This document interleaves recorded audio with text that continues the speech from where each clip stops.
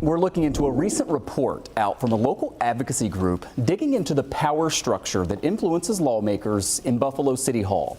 Our City Action Buffalo releasing this Who Rules Buffalo report.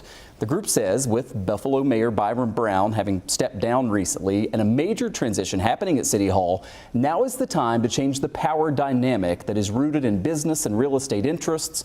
The report outlines the city's most powerful business leaders like law firms, banks, business advocacy groups that work together in support of a shared agenda.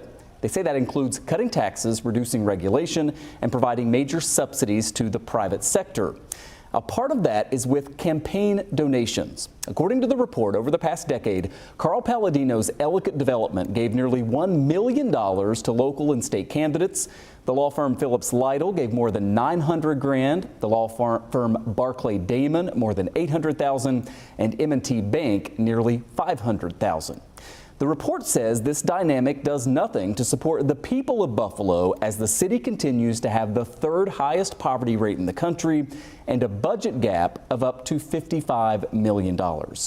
Jeff Kelly with Investigative Post took a deeper look at this 100-page report and joins me now with some of the findings there. A lot to discuss. It's 100 pages, but it's a pretty easy read, I gotta say. Yeah, and maybe not full of a lot of surprises for those who follow politics and business in the city of Buffalo and Western New York, but a handy primer with the mayoral election coming up next year. Lots of people will probably want to take a look at where these sort of influential interests, business interests, and individuals are placing their bets and decide what that means in terms of who they'd like to vote for. We went over a couple of the bullet points there in this 100-page report. If you had to condense it down, what is sort of your biggest takeaway from it? Well, what you see is that there is a group of as you outlined, sort of particularly real estate interests and banks who have this shared agenda that includes lower taxes, subsidies, and tax breaks for businesses, particularly for real estate development in the city. Mm-hmm. And they have been, so they have the ear. They've certainly had the ear of Mayor Byron Brown during his long tenure in City Hall. He sort of embraced their agenda, and the results have been mixed. You know, you see a lot of new building. And particularly in downtown Buffalo, not so much in other neighborhoods, but at what cost? A lot of those projects are heavily subsidized. The tax rate has been kept low, which is good, frankly. It feels good if you're a resident of Buffalo, as I am.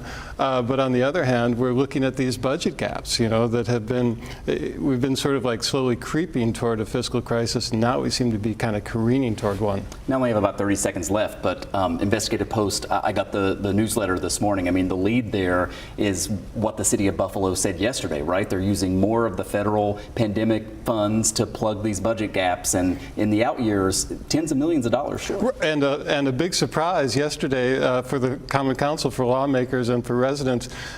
The crisis is worse than we thought. $15 million in reserve funds that we're counting on to close the budget gap this year. Turns out we don't have it because we had to use it to close the budget gap from last year.